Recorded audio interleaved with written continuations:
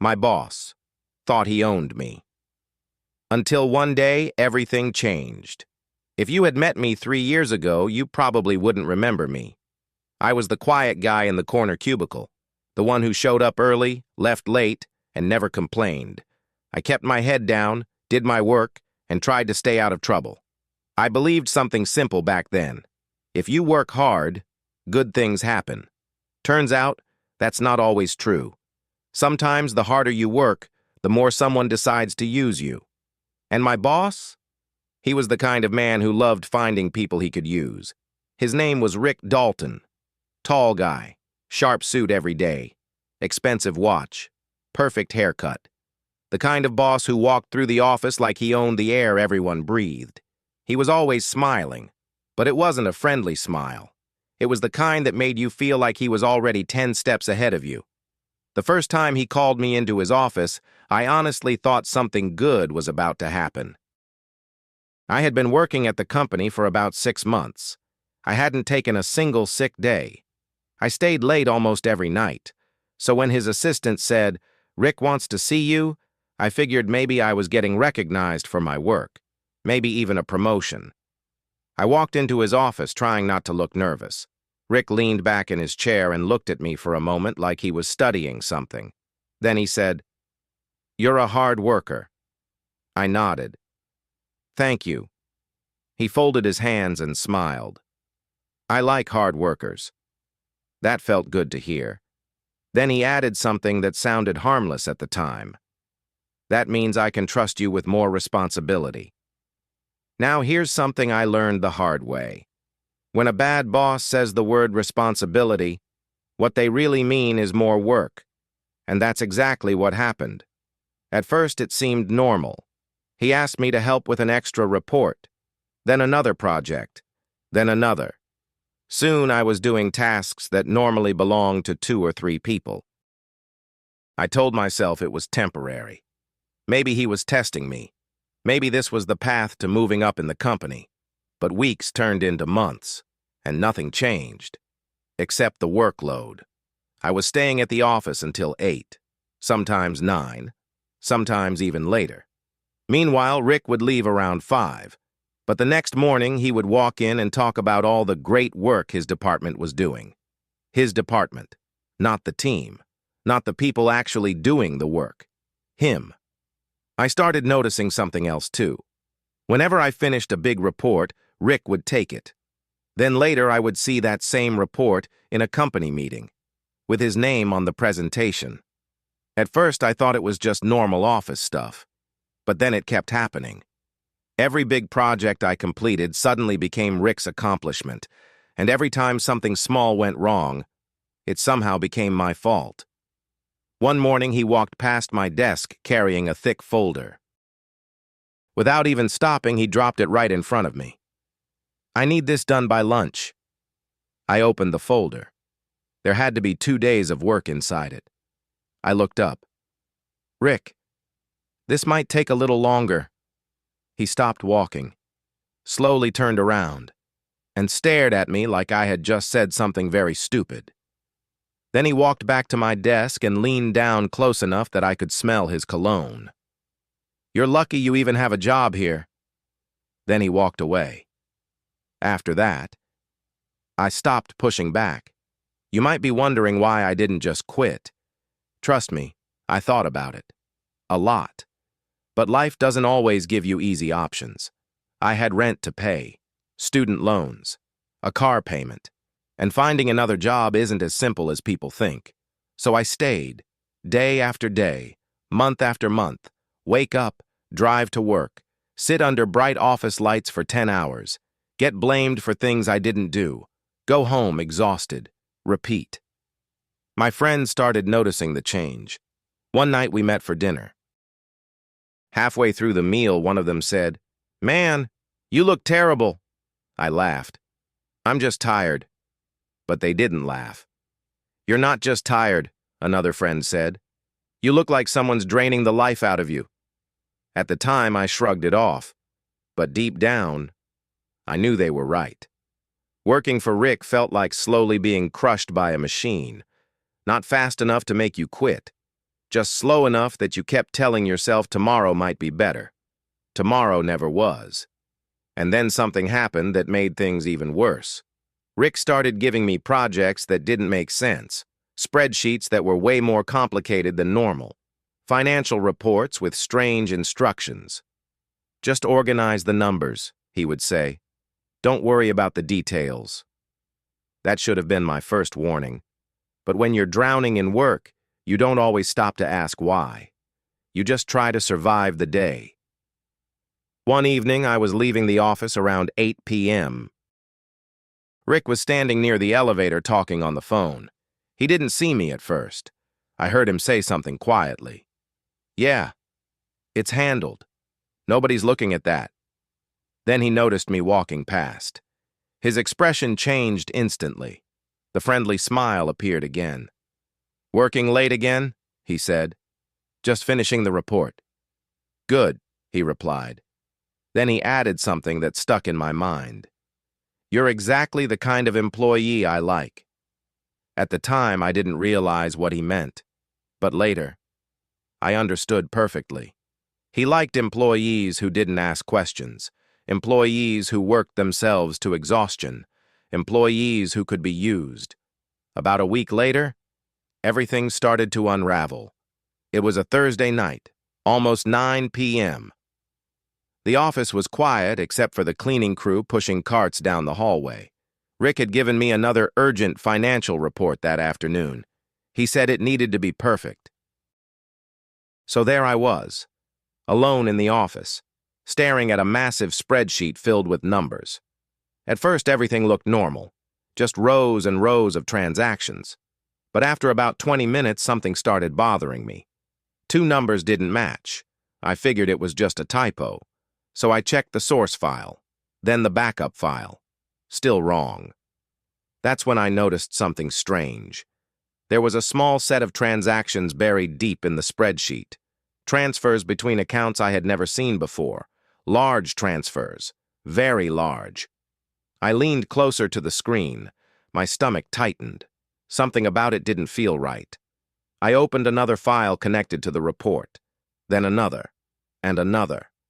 What I found over the next hour completely changed how I saw my job, my boss, and the company I worked for. Because those strange transactions, they weren't accidents.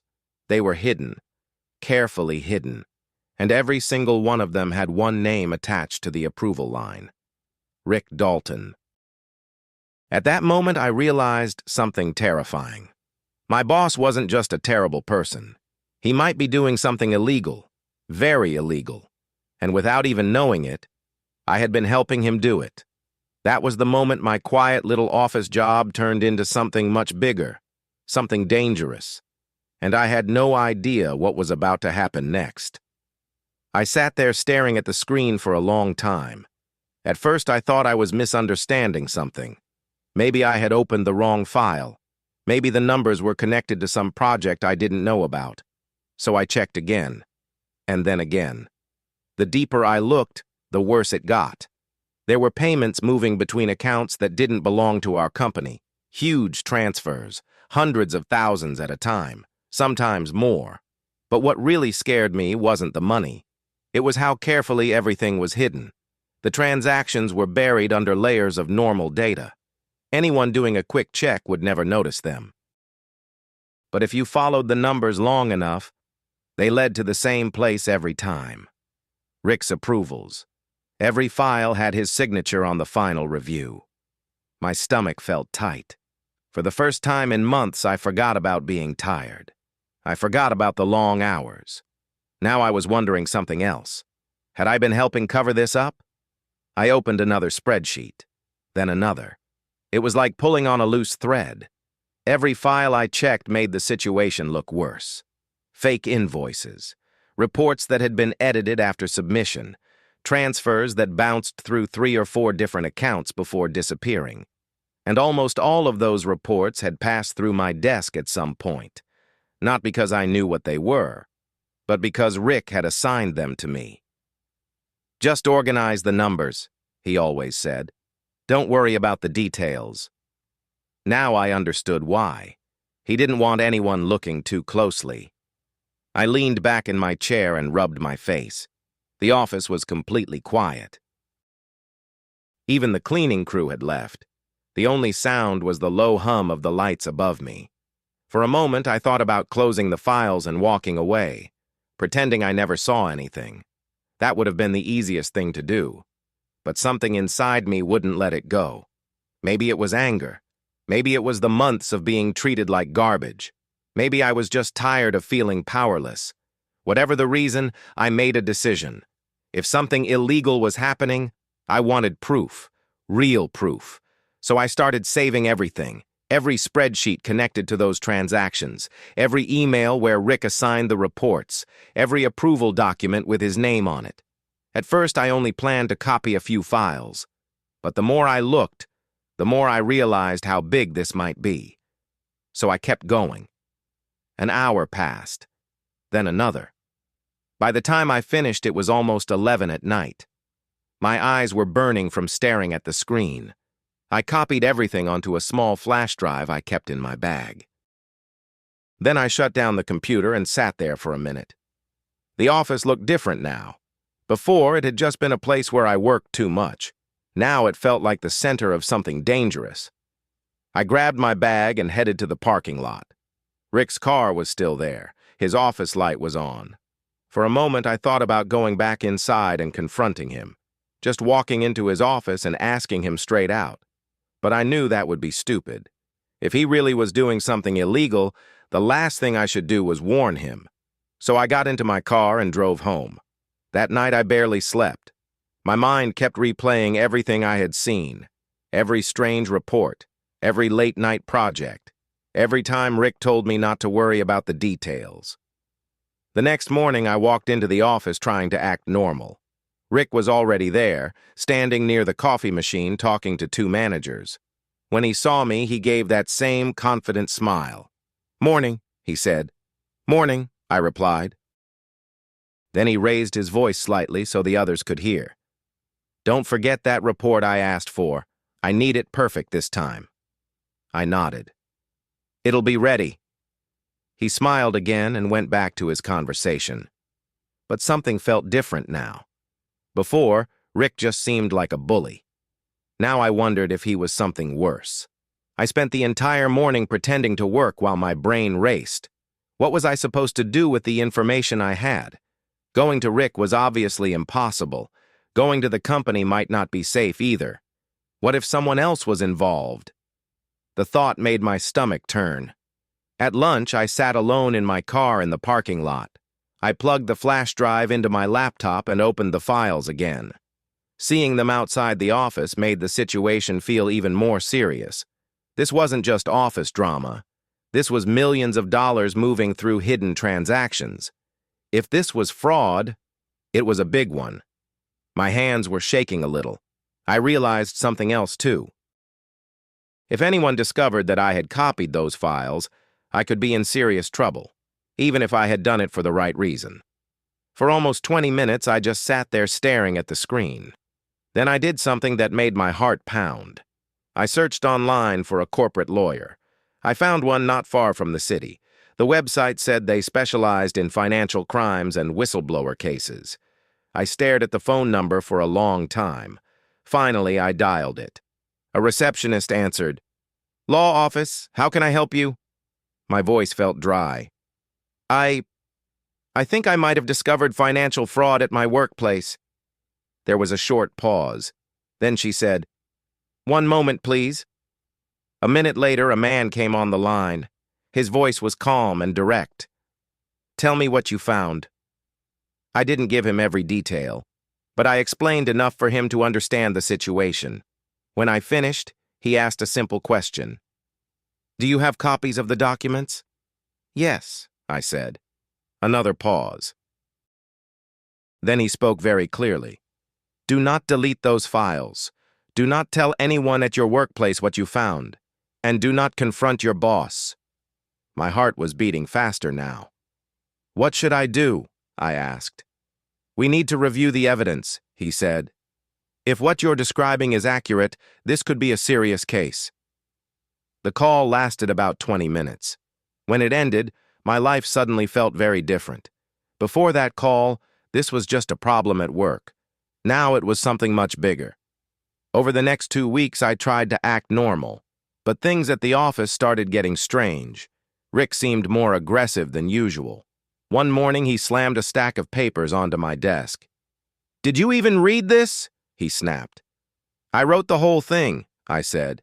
He smirked. "Well, then maybe you should learn how to do your job." A few coworkers looked over. Nobody said anything, but I could feel their sympathy. They all knew how Rick treated me. What they didn't know was what I had discovered. Then I began noticing something else. Rick was watching me more closely. He walked past my desk more often. Sometimes he stopped and asked random questions about projects that had nothing to do with me. It was like he was checking something, testing something. One afternoon, I caught him standing across the office, just looking in my direction. When he noticed me looking back, he turned away immediately. That was the moment I started to worry. Did he suspect something? Had he noticed files missing? The lawyer and I had already met once after work to review the documents. He said the evidence looked serious, very serious, but investigations take time. Meanwhile, I still had to go to work every day, and every day the tension kept building. Then something happened that made everything worse. It was a Friday afternoon. Most people were already thinking about the weekend. Rick's assistant walked over to my desk. "Rick wants to see you." My heart immediately started pounding. I stood up slowly and walked toward his office. The door was closed. That had never happened before. I knocked. "Come in," Rick said.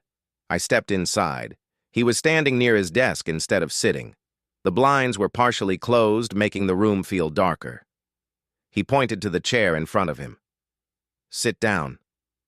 I did. Rick studied me for a moment. Then he asked a question that made my stomach drop. "Have you been looking through files that don't belong to you?" For a second, I felt like the air had disappeared from the room, but somehow I kept my voice steady. "I work on whatever files you assign to me." He kept staring at me. A long, uncomfortable silence filled the office. Then slowly, he smiled. But this smile looked different, colder, more dangerous. "Well," he said quietly, "just remember something." He leaned forward slightly. "Loyal employees have long careers here." Then he walked to the door and opened it. The meeting was over. I walked back to my desk feeling like my heart was going to explode. Rick definitely suspected something. That night I called the lawyer again, and 3 days later, something happened at the office that nobody expected. Something that would change everything. But that part of the story begins on a Monday morning, when several black cars pulled into the company parking lot.